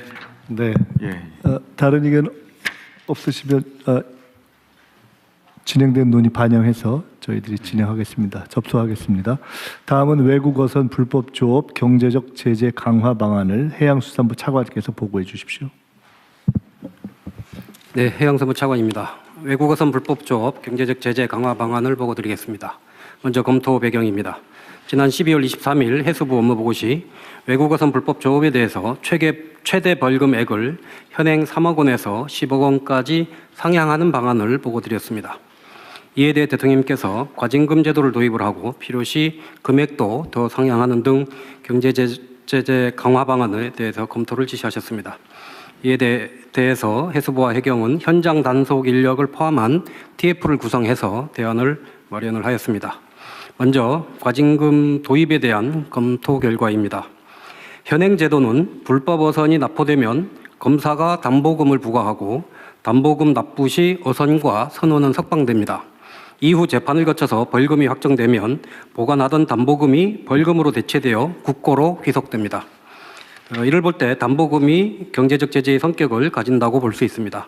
이러한 제도는 유엔 해양법 협약 73조의 규정과 이를 반영한 국내법인 경제수역어업주권법에 따른 것입니다. 다음 쪽입니다. 과징금 도입 시 과징 금액은 통상 불법 이득에 비례하여 산정하게 됩니다. 타 입법례에 따라 불법 어획물에 3 내지 5배의 과징금을 부과한다고 가정할 경우 과징금이 최대 1억 원 정도에 불과해서 벌금보다도 더 낮게 책정될 가능성이 높습니다. 또한 설사 과징금을 부과한다 하더라도 국내에 거소와 재산이 없는 외국인 선주가 납부할 가능성도 낮습니다. 과징금 미납 시에는 납포된 어선을 몰수하고 있고 어선 몰수는 외국인 선주에게 어느 정도의 경제적 제재로 작용하기는 합니다만 우리 정부 입장에서는 몰수 어선의 공매 대금이 소액에 불과하여 부당이득 환수 효과가 미미합니다. 따라서 외국 어선에 대한 과징금 부과보다는 현행 제도인 벌금과 담보금을 상향하는 것이 경제적 제재로서 더욱 효과적이라고 판단하였습니다. 이에 따른 경제적 제재 강화 방안으로 벌금액을 3억 원에서 15억 원으로 대폭 상향 조정하겠습니다. 다음 쪽입니다. 법무부와 협조하여 담보금 부과 기준도 벌금에 맞추어 상향 조정하겠습니다. 또한 현재 어선 톤급에 따라 차등 부과되던 담보금을 톤급에 관계없이 최고 금액을 부과하는 방안을 적극 검토하겠습니다. 예를 들어 죄질이 가장 나쁜 유형이라고 할 수 있는 무허가 조업 어선에 대해서는 15억 원의 담보금을 부과하는 것입니다. 이와 병행하여 중국 내 처벌도 강화하겠습니다. 중대 위반 어선은 담보금 납부 시에도 중국 해경에 인계하여 중국에서도 처벌받게 하겠습니다. 향후 추진 일정입니다. 최고 벌금액을 3억 원에서 10억 원으로 상향하는 법률 개정안이 이미 발의되어 있습니다. 국회 논의 과정에서 이를 15억 원으로 상향토록 추진하겠습니다. 또한 벌금 상향 시 담보금 부과액도 상향토록 법무부, 외교부 등 관계기관과 적극 협의해 나가도록 하겠습니다. 이상입니다. 이게 지금 중국 불법어선 문제는 중국 당국이 무슨 방임을 하거나 조장을 하거나 그런 건 아니라는 거죠? 최근에 많이 줄었습니다. 물론 근절되고 있다고 보긴 어렵습니다만 지난 한 몇 년간 추이를 보면 이제 그러니까 이게 중국 정부의 무슨 암묵적 방침이나 방임에 의한 것은 아닌 것으로 보여진다 그 말이잖아요. 네, 저희들 그렇게 판단하고 있습니다. 실제로 뭐 그런 것 같은데 중국으로 넘기면 실제로 처벌한다는 거잖아요. 그렇습니다. 최근엔 그렇게 하고 있습니다. 그런데 이게 벌금을 상한을 높이고 벌금 상한액에 해당되는 담보금을 내면 사람도 석방해 주는 거고 배는 응유하는 거죠. 배도 보내요. 담보금을 납부하면 배도 보내줍니다. 배도 보내. 예, 그게 국제해양법 협약에 실제로는 이제 뭐 벌금을 내든 말든 되돌아보지 않는 거잖아요, 그죠? 그러니까 실제로는 담보금만큼 벌금이 선고되고 그럼 몰수되고 이제 종결하는 거죠. 그렇습니다. 그래서 그걸 15억으로 올린다. 뭐 그건 뭐 그렇게 하시면 될 것 같고 담보금을 올리기 위해서는 어떤 조치가 필요해요? 그건 담보금이라고 하는 건 어디에 근거한 제도예요? 그거를 시행하는 과정에서 담보금이라는 것도 현 법에 법을 고쳐야 되는 거 아닌가요? 대통령님 네. 오른쪽입니다. 네. 해양경찰 네. 직무대행이 말씀드리겠습니다. 네. 일단 그 이지어업법에 벌금을 상한을 해놔야 됩니다. 그러니까 그건 해야 되는데 담보금 상향은 지금 말이 없어서 이제 그거 법적 조치 없이도 법 개정 없이도 그냥 15억으로 벌금만 아닙니다. 개정하면 담보금은 15억을 할 수 있는 거예요? 담보금은 그 법적 성격이 벌금에 해당됩니다. 그래서 이 제도는 이지어업법에 벌금액을 상한을 해주면 그 상한에 맞게끔 해양경찰이 대검하고 협의를 합니다. 그래서 담보금 기준을 정해 놓습니다, 이게. 근데 담보금 기준을 정하는 근거가 법이냐, 뭐 규칙이냐, 내부 방침이냐. 이건 대검 내규로 돼 있는데요. 이 내규라는 거는 이제 대검하고 또 법원하고 이렇게 협의를 해서 그러니까 해경에서 담보금을 이제 벌금이 3억인데요. 담보금을 3억을 우리가 이렇게 검사에 지휘 건의를 하면 검사가 3억 원을 똑같이 이렇게 올려줍니다. 그래서 이제 이게 이제 정확히 말씀드리면 보증금 납입 조건부 석방제도입니다. 이 부분이. 그러니까 이해하겠는데. 예. 대통령님 제가 말씀드리겠습니다. 대검 내규입니다. 네. 그러니까 그거는 내규는 내규만 고치면 된다. 그렇습니다. 그럼 됐고. 그 과징금 제도를 병과하는 거는 문제가 있는 거예요? 뭐 법리적으로 가능은 합니다만 저희들이 과징금을 제도로 도입을 하면 과징금을 산정하고 부과하고 현행 벌금 체계를 병행 추진하면 오히려 현장에서는 복잡해져요? 예, 혼선만 가중될 거라고 판단을 했습니다. 근데 지금 중국 불법어선들의 이제 규모가 통계적으로 대충 어느 정도 규모라고 나오겠죠. 어선의 규모 말씀하시는 건가요? 지금 점점 대형화되겠죠. 어선들이 커져서 평균적으로 한 100톤급 정도 되고 큰 배는 150톤, 200톤까지 가는 배도 있다고 하고 있습니다. 일단은 15억 정도로 올리면은 그거 뺏기지 않기 위해서 안 올 것 같아요? 일단 지금 3억이기 때문에 이거를 5배 정도 올리면 상당한 제재 효과가 있을 것으로 저는 판단하고 있습니다. 전에 좀 한번 말씀드렸지만 어쨌든 거의 선단을 이루어서 오고 그중에 해경이 잡아봐야 한 척 또는 그대 두 척밖에 못 잡으니까 8척, 9척은 안전하게 영업을 하고 돌아갈 수 있으니까 잡힌 그 배에 이 보증금을 모아서 내주기로 하고 같이 떼지어 들어온다는 소문이 있더라고요. 뭐 지금 3억이면 그게 가능할지 모르겠는데 이거를 저희들이 10억, 15억으로 올리면 1억 5천씩 내야 되면 어려울 거다. 예, 그렇게 판단하고 있습니다. 일단 한번 해보시죠 그러면. 과징금 얘기는 그냥 일단 놔두는 걸로. 알겠습니다. 다른 의견 없으시면 원안대로 접수하겠습니다. 그냥 드림 사업 추진 현황 및 계획을 보건복지부 장관께서 보고해 주시기 바랍니다. 네, 그냥 드림 사업 추진 현황 및 계획에 대해서 보고드리겠습니다. 지난해 9월 대통령님 지시 이후에 신한금융그룹과 협업을 통해서 12월부터 57개소에서 시범 사업으로 시작하였습니다. 올해는 정부 예산을 반영해서 정부 예산과 민간 후원금을 활용해 시범 지역을 확대하고 있고 5월부터는 본 사업 전환 예정입니다. 추진 현황입니다. 1월 30일 기준으로 현재 67개 시군구에서 107개의 코너를 운영하고 있습니다. 접근성을 높이기 위해서 푸드마켓, 푸드뱅크뿐만 아니라 행정복지센터, 사회복지관에도 코너를 설치하고 있고 신안군 등 일부 시군구는 복수로 센터를 운영하고 있습니다. 지난 2달 시범사업 기간 동안에 3만 6천여 명이 이용하였습니다. 이 중에서 16.8%는 기본 복지 상담을 제공하였고 6.2%는 읍면동 심층 상담으로 연계하였습니다. 현재까지 209명에게 기초생활수급, 긴급복지 등 공적 복지 서비스를 연계 제공하였습니다.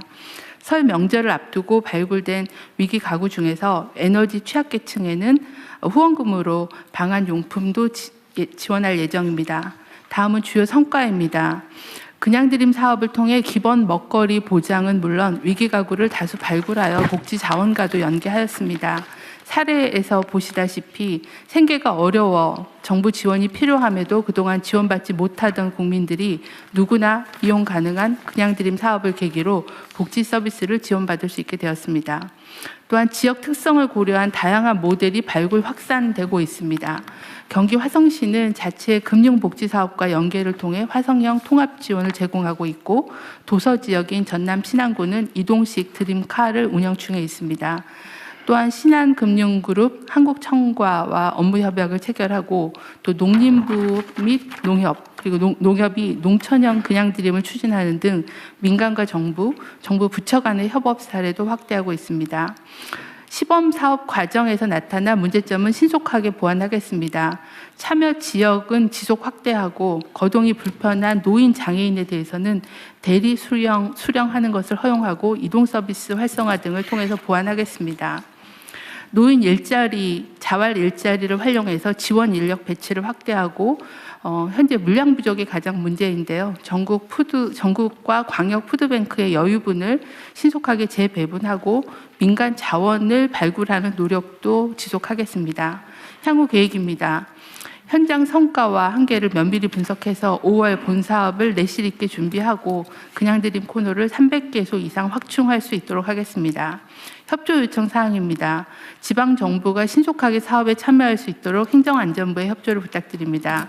신속한 코너 확대 등을 위해서는 추가 예산 확보가 필요합니다. 기획예산처의 협조를 부탁드립니다. 대국민 홍보 관련해서는 문화체육관광부의 지원을 부탁드립니다. 이상 보고를 마치겠습니다. 네. 이게 지금 전국이 시군구가 250 몇 개 아닌가요? 현재 시범사고 하고 있는 데는 67개 시군구고요. 아니, 그러니까 107개 코너만 운영을 하고 있습니다. 226개 시군구. 17개 병력에서 228개입니다. 예. 기초 단체가 228, 네. 228인 것 같아요. 67개만 하고 있다는 거 아니에요 지금? 네. 그럼 나머지는 지금 안 하고 있다는 거잖아요. 아니요, 현재 계속 준비 중에 있고요. 올해 예산이 반영된 거는 150개소까지 확대하는 거는 계획이 되어 있어서 순차적으로 사업을 진행하고 있습니다. 이거 실제로 예산도 거의 들지 않는데. 제일 많이 드는 거는 물품 구매하는 비용이 한 반 이상 들고요. 그 다음에는 이제 전담 인력에 대한 수당이나 인건비 지원이 좀 들어갑니다. 제가 보기에는 주민자치센터나 이런 데다가 공간이 좀 있으면 설치하고 저기 자원봉사 시켜도 될 텐데 그럼 너무 엄격하게 막 고용하고 무슨 규모 있는 사무실 만들고 이렇게 할 필요 없는데요. 지금은 이제 푸드뱅크, 푸드마켓을 이용해서 하고 있고요. 아까 보고 드린 것처럼 사회복지관이나 읍명동 복지센터에다 설치한 지역도 있어서 그 그러니까 지역은 지역 형편에 맞게 결정하실 그러니까 수 있게 하면 푸드뱅크나 뭐 푸드마켓에서 하면 그냥 자원봉사 모집하든지 뭐 이렇게 해서 될 것 같고 네네. 그거 꼭 씌워가지고 라면 5개 뭐 이거 안 해도 되잖아요. 적당하게 집어가게 하고. 네, 지역별로 또 특성 있게 패키지도 구성해서 제공하고 있고요.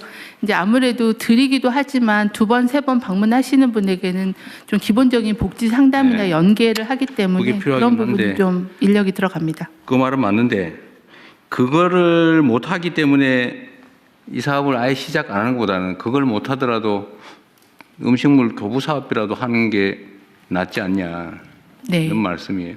네. 보완을 해나가더라도 이게 다 갖춰진 다음에 하겠다는 것보다는 낫지 않을까 싶어서 하는 말씀입니다. 네, 좀 더 유연하게 확대 방안을 지자체하고 협의하겠습니다. 신속하게 좀 확대하시고요. 네네. 이거 사실 뭐 이거 먹고 살만한 사람들은 뭐 이런 거를 하냐 그런 거 하면은 무슨 복지병 걸린다 이런 소리 할 수도 있는데 굶어본 사람은 이게 뭔 일인지를 압니다. 이게 배고픈 게 얼마나 서러운지. 가족들 끌어안고 죽는 사람도 있어요.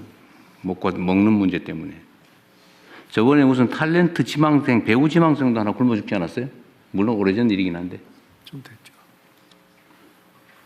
어쨌든 그런 사람들이 있는 세상인데 하여튼 그 신속하게 좀 하도록 하십시오. 이거 행안부도 같이 해야 되는 거 아닌가요? 예, 그 중앙지방정책협의회를 통해서 이미 그 협조 요청을 했고요. 그다음에 최소한 올해 안에 시범 사업으로 100개소, 본 사업으로 150개소 정도를 확충할 예정입니다. 그리고 거기에 대해서는 또 이 반상회 자료라든가 그다음에 그 지방 정부의 주민들에 대한 홍보 자료 등에 그 홍보할 수 있는 것까지 시군구 단위로 최소 1개씩은 하게만 좀 네, 정해서 지금 거의 그렇게 250개 정도가 본사업 시범 사업을 추가 시행하게 되면 거의 한 곳 이상은 다 하게 될 걸로 보여집니다. 아니 그 250개라고 하는 데가 보니까 시군구의 절반도 안 되던데요. 한 군데에서 하는 데는 2-3군데씩 하고 막 그러더라고요. 아, 네네. 예, 최소 한 곳 이상 하도록 협조 요청을 하고 잘 하는 데 대해서는 특별하게 좀 보상도 하도록. 지원도 해드리고 이거 돈 얼마 안 들거든요. 예. 좀 밀가루 담합한 거 0.1%만 추가하면 다 돼요. 네, 그리고 자원봉사센터 전국의 자원봉사센터를 통해서 자원봉사 인력도 적극적으로 참여하도록 하겠습니다. 그리고 이게 지금 현재 신한금융에서 3년간 45억 지원해 주기로 했다는 거죠. 네네. 뭐 고마운 일이네요. 한국청과도 한국청과도 2억 원 2억 원 해주시고요. 계속 기업 후원에서 연계하는 거를 지속. 동아일보는 홍보를 해주기로 했다는 거고, 네네. 농림부하고 농협도 같이 하기로 했다는 거예요? 예, 농촌형 그냥드림 사업으로요. 저희 농업인 행복센터라고 있습니다. 그래서 거기 거점으로 해서 행복 체험이라는 자원봉사자들이 배달까지 해드리는 걸로 그렇게 준비하고 있습니다. 농협은 하나로마트 뭐 이런 시설이 있으니까 예, 그렇습니다. 그걸 일부 활용을 또 방법이겠네요. 맞습니다. 네, 다른 데도 좀 지원을 해주시면 좋겠네요. 네, 대통령님, 지식센터장입니다. 네. 우리 복제 대상을 먹거리 생필품에서 기술과 기회로 확대할 필요가 있다 생각합니다. 바로 이제 기술판 그냥 드림인데요. 현재 공공기관에서 많이 그 특허를 보유하고 있는데 3분의 2 이상이 활용되지 못하고 있는 상황입니다. 네. 이런 이제 미활용 특허를 중소기업이나 개인한테 과감하게 개방해서 어떤 기술 경쟁을 높이거나 기술 그냥 드림 사업도 한다는 말이죠. 예, 특허 개방 사업입니다. 그렇게 된다면 이제 아무래도 이제 새로운 창업이랄지 중소기업에는 새로운 신제품이나 서비스를 개발할 수 있는 기회 창이 열리게 됩니다. 그거는 이렇게 그냥 드림처럼 할 게 아니고요. 네. 뭐라 그럴까 기술 거래 시장? 예. 지금 이제 기업 거래 시장은 있잖아, 그죠? 근데 기술이 거래되는 시장은 없는 것 같아요.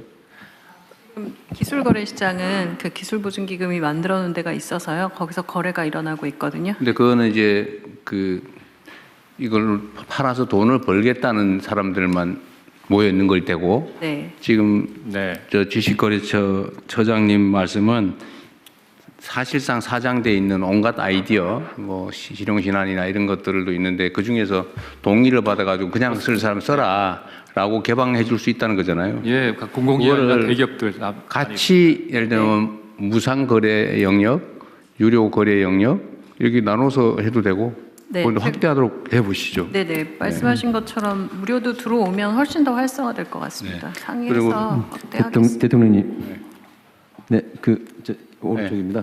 저희 생각에는 여기 신한은행이 참여만 돼 있다고 하는데 이게 자발성을 전제로 해서 다른 은행이나 대기업들, 뭐 은행연합회나 환경위원이나 상위 등 통해서 자발성을 전제로 해서 어떤 사회적인 그런 기관들이 좀 참여할 수 있는 방안을 한번 같이 강구하면 좋을 것 같은 생각이 산업부 듭니다. 장관님은 세상이 험한 걸 잘 모르시는 것 같은데 그거 하면은 지금 현재 검찰의 입장에 의하면 제3자 뇌물죄입니다. 한번 정부 업무에 관계되어 있는 기업들에게 업무와 관련이 있는데 기부를 정부 이름으로 받는다 또는 제3자한테 하겠다. 제3자 뇌물죄로 다 깜빵을 가게 됩니다. 한번 방안을 한번 생각해 보겠습니다. 현재 저희 보건복지부가 기업의 나눔을 좀 더 체계적으로 수요와 또 기부자를 매칭하는 그 협의체와 협의 시스템을 만들고 있거든요. 그러니까 그런 걸 통해서 기업의 후원이나 나눔을 좀 연계할 수 있도록 더 하여튼 지금 활성화하겠습니다. 현재는 그거를 권유를 하거나 알면서 받는 것도 다 제3자 암묵적 묵시적 청탁에 의한 것이기 때문에 다 이재명 사례에 의하면 다 제3자 뇌물로 기소입니다. 그러니까 기업은 후원이나 나눔을 하고 싶어도 어디에 어떻게 하는 게 좋을지 그런 수요처를 찾기가 어려운 부분도 있어서 그걸 그거는 사회복지 연계하는 공동모금회나 뭐 이런 데가 그 사회복지 공동모금에도 기부를 하는데 기업이 자체적으로 또 사회복지 사업을 하는 데가 늘어나고 있어서요. 이제 그런 수요와 공급을 공무원들이 하면 그런 시비가 벌어질 수 있다.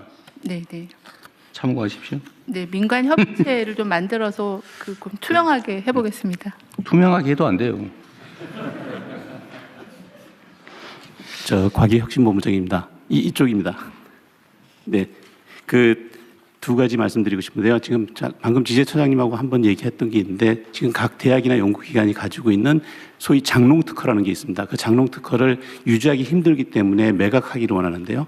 그거를 저희가 국민들한테 오히려 주주로 참여해서 NFT식으로 조각으로 매각할 수 있게 해주고 그렇게 해서 국민들이 이건 될성 싶은 특허다, 장롱 특허지만 그럼 그걸 주주로 참여하게 되고 거기에 기업이 달라붙어서 이 특허를 제가 상품화하겠습니다 하면 거기에 우리 이제 과기부 쪽에서 혁신본부 쪽에서 예산을 갖다가 매칭하는 형태로 사업화해서 연결시킬 수 있을 것 같고요.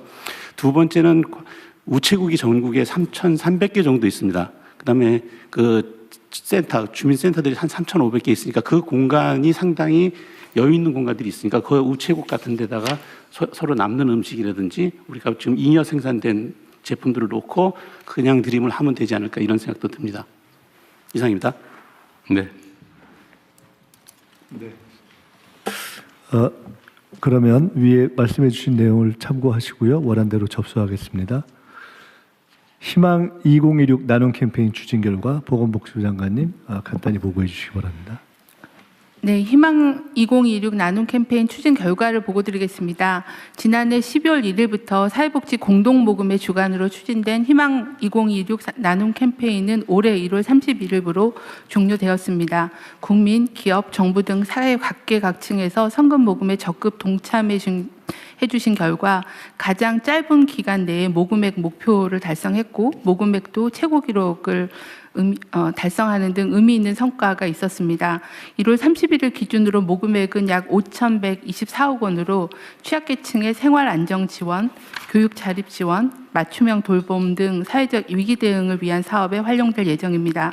국민 여러분과 기업, 정부와 관계기관의 협조에 깊이 감사드립니다. 이번 캠페인은 종료되었으나 일상에서 어려움을 겪는 이웃들은 우리 주변에 많습니다. 나눔 문화가 지속적으로 확산될 수 있도록 국민 여러분과 기업, 정부의 관심과 나눔 참여를 부탁을 드립니다. 감사합니다. 네, 이거 정말 감사해야 될 일인데 그 경제 상황이 이렇게 나쁜데도 모금액이 사상 최고를 기록했다는 건 정말 대단한 일이에요. 우리 참여해 주신 분들한테 감사의 박수를 한번. 네.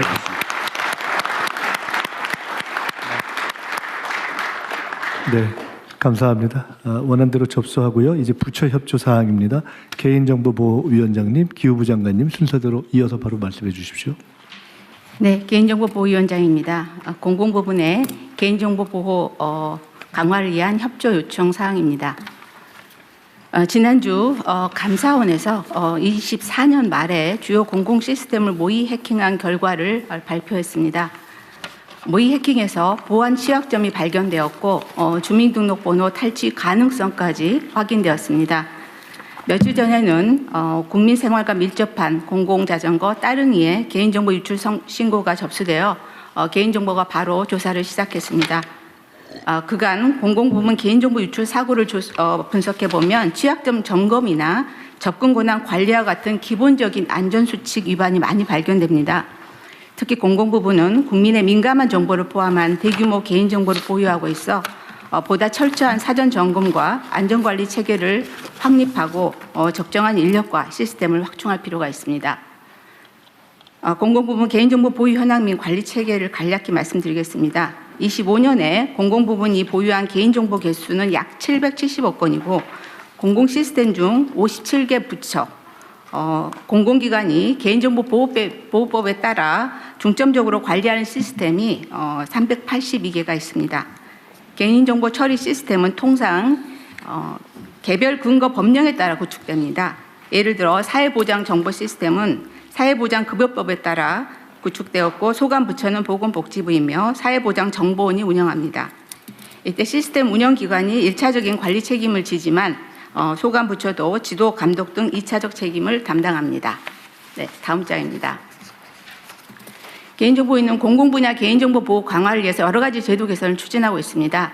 예를 들어 기관장의 최종 책임을 명확히 하고 정보 보안 및 개인정보 보호 관리 체계인 ISMSP 인증도 단계적으로 의무화하는 한편 사전 예방적 보호 투자에 대해서는 인센티브를 도입하는 내용의 개인정보법 개정안이 지난 12월에 상임위를 통과했습니다. 그리고 후속 절차를 진행 중에 있습니다. 공공기관의 개인정보 보호 수준 평가도 강화했습니다. 중대하고 반복적인 법 위반에 대해서는 정액 과징금을 상향하고 위반 행위 발생 시 전면 공표를 할 계획입니다. 부처 협조 필요사항을 말씀드리겠습니다. 각 부처는 우선적으로 긴급 실태 점검을 통해서 시스템의 안전관리 체계를 보강해 주시기를 요청드립니다. 특히 주민등록번호 암호화 조치, 중요 개인정보 처리 시스템의 해킹 취약점 점검, 본부뿐만 아니라 산하 공공기관의 실태 점검도 필요합니다. 한편 개인정보인은 최초로 공공부문 653개 기관을 대상으로 개인정보 보호 시스템과 인력 현황을 조사하고 있습니다. 각 부처가 현황 조사에 적극적으로 참여해 주셨으면 좋겠습니다. 조사 결과를 분석해서 행안부, 재경부, 기획예산처 등 관계부처와 협의하겠습니다.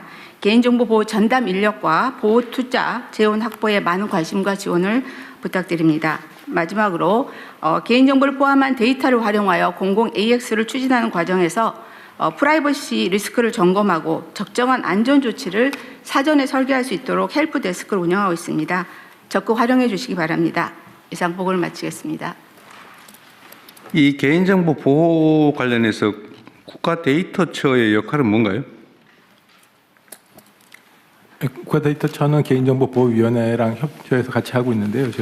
저희가 가지고 있는 데이터, 여태까지는 주로 통계였는데 앞으로 이제 국가데이터 전반이 되겠습니다. 근데 아직까지는 저희 권한이 통계 데이터에만 미쳐 있고요. 국가데이터 전반에 대해서는 저희가 전체적으로 관장할 수 있도록 국가데이터 기본법을 지금 제정을 추진하고 있습니다. 그 법이 다 제정되고 나면 그 법에 근거해서 개인정보보호위원회랑 같이 관리하게 될 것입니다. 원래 국가데이터처를 만든 취지는 통계청 업무는 기본이고 각 정부, 각 부처들이 가지고 있는 또는 공공기관이 가지고 있는 데이터들을 좀 활용 가능하게 가공하거나 아니면 체계적으로 관리하거나 이 일을 하자고 만든 기관이잖아요. 네, 그렇습니다. 근데 그게 이제 국가데이터 기본법을 만들고 난 다음에 비로소 그 일을 하게 된다는 거예요. 법적 권한은 그렇고요. 법이 제정되기까지는 시간이 걸리기 때문에 저희가 기본법 그 틀을 만들어서 지금 연구 용역이 진행 중이고 관계부처 협의 진행 중인데 그 이전에라도 그 기본적인 역할을 할 수 있도록 하기 위해서 국가통계위원회 내에 특별 분과를 만들어서 그 업무를 지금 협의해 나가려고 좀 준비를 하고 있습니다. 자, 개인정보보호위원회는 정보보호 업무에 이제 특화되는 측면이 있는 거고, 그죠? 정보 보호 업무에 특화되어 있지만 동시에 또 안전하게 활용할 수 있도록 그러니까 어떻게 그건 보호를 당연하고. 가져갈 건가 같이 보고 있습니다. 여기는 이제 보호, 안전 뭐 이런 게 여기에 중점이 있다면 데이터처는 활용에 중점이 있어야 되잖아요. 예, 그렇습니다. 그리고 이게 지금 보니까 1차 책임은 데이터 발생하는 운영기관, 2차는 소관 부처. 이렇게 되어 있고 개인정보보호위원회는 보호정책, 위반 시 조사 제재. 그러니까 안전과 보호에 중점이 있는 거고. 여기 데이터 관리에 대해서 최종 책임 기관은 각 부처는 자기 거니까 당연히 일상적 관리를 하는 거고. 네. 데이터를 활용 가능하게 조정 관리, 가공하거나 또는 네, 전체적인 기본 틀은 저희 국가 데이터처에서 만들어서 관리해야 될 것 같습니다. 국가 최고 데이터 책임자는 데이터처장인 거죠. 네. 그거 명확하게 해야 됩니다. 그렇게 하겠습니다. 네. 네. 네, 다음은 기후부 보고 드리겠습니다. 공공기관 아리백 추진과 관련한 이행 협조 요청 사안입니다. 재생에너지 중심 에너지 대전환을 추진하기 위해서는 공공기관이 선도적 역할을 해줄 필요가 있습니다. 공문법상 경영평가를 받고 있는 공공기관이 총 88개가 있는데요. 그동안은 재생에너지를 늘릴 특별한 유인 효과가 없었습니다. 그런데 지난해 말에 재경부에서 적극적으로 도와주셔서 공공기관 경영평가 안에 재생에너지를 늘리면 가점을 받을 수 있도록 제도가 개편이 됐습니다. 현재 현황을 대충 살펴봤더니요. 현재 공공기관이 재생에너지 전력을 사용하는 비중이 현재 14%인데 대부분은 수자원공사가 하고 있고요. 나머지 87개만 평균 내면 2%에 불과합니다. 그런데 이제 국제 기준이 2030년까지는 60%로 늘려달라는 요청도 있고 해서 정부기관이 적극적으로 노력해서 공공기관이 60%로 늘려보려고 하고 있습니다. 잘 아시겠습니다만 코레일이 가지고 있는 철도부지나 도로공사가 갖고 있는 도로부지, 또 농어촌공사가 갖고 있는 저수지, 수자원공사가 가지고 있는 댐 수면이나 이런 데들을 활용하면 얼마든지 공공기관이 노력해서 특히 태양광 중심의 재생에너지를 늘리는 것은 가능할 거라고 보고 있습니다. 이를 위해서 기후부가 공공기관 K 아리백 펀드도 조성해서 지원할 예정으로 있고요. 또 다음 주에는 정식으로 공공기관 아리백 출범식도 개최할 예정으로 있습니다. 이 점 감안해서 우리 각 부 장관님들께서 소속기관에 공공기관이 적극적으로 재생에너지를 늘릴 수 있도록 많이 협조해 주시면 감사하겠습니다. 아울러 햇빛소득마을, 바람소득마을도 적극적으로 추진될 수 있도록 도와주시면 대단히 감사하겠습니다. 이상입니다. 네. 햇빛 소득, 바람소득 사업은 아주 자잘한 사업이 전국에 산재하게 되는데, 네. 하여튼 손이 많이 가는 사업이죠. 그렇습니다. 행안부, 그다음에 농식품부. 어쨌든 이것도 속도를 좀 챙겨주시기 바라고요. 그리고 하나는 이게 당연한 얘기일지 모르겠는데 이제 소규모 태양광 발전 사업소가 여러 군데 있게 되잖아요. 이렇게 되면 이거하고 대규모로 발전 시설을 만드는 경우에 생산 원가, 저 발전 단가의 차이가 어느 정도나 할까요? 지금 뭐 해외는 그렇게 하면 되게 킬로와트당 50원 선까지도 떨어지고 심하게는 30원까지도 떨어지는데요. 우리나라는 대규모로 하더라도 80원에서 100원 사이인 것으로 보여집니다. 그런데 보통 100kW 정도 하거나 1메가 정도 하는 거는 1메가 정도 하면 우리 제품으로 할 경우에 12억에서 13억 정도 들어가고요. 중국산으로 하면 10억 정도 들어갑니다. 아, 이 30% 정도, 20% 남짓 더 든다. 그렇습니다. 근데 우리 제품으로 1메가 하는데 12, 13억 정도면요. 그럼 킬로와트당 단가는 얼마예요? 그렇게 하면 이런저런 거품을 빼고 하면 사실은 100원에서 120원 정도면 가능한 수준입니다. 그래서 태양광은 조금만 더 노력하면 100원대 이하로 낮출 수 있다고 판단하고 있습니다. 보통 태양광 발전하면 소위 지대 있잖아요. 임대료, 땅값, 네. 땅 임대료, 기회비용. 이게 우리나라 땅값이 비싸서 그게 꽤 높을 거 아니에요? 그러니까 일반 개인 사업자가 임대료 내고 진입료 내고 또 은행에 이자 내고 또 자기 수익 다 계산해서 지금 거품이 좀 껴 있는데요.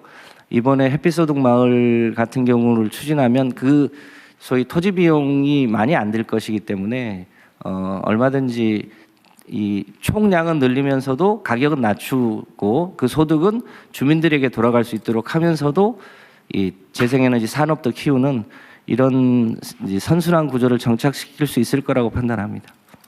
그 태양광은 그렇다 그러고 그러면 풍력 발전은 육상 풍력 그다음에 해상 풍력 중에서 고정식 연근해 네. 고정식하고 좀 원거리의 그 부유식하고 이거에 좀 장기 단가는 얼마 정도예요? 현재 부유식은 실제로 한 400원, 500원 선까지. 현재 상태로? 이제 일반 해상 풍력 고정식은 300원대인데 저희가 여러 가지 제도를 개선하면 실제로 임기 중에 200원대로 낮추는 건 어렵지 않을 것 같고요. 궁극적으로 150원대까지 해상 풍력도 낮출 수 있다고 판단하고 있습니다. 지금 육상 풍력은 이미 180원대, 170원대까지 진입을 했습니다. 그래서 육상 풍력도 가격을 더 낮출 요인이 있어 보이고요.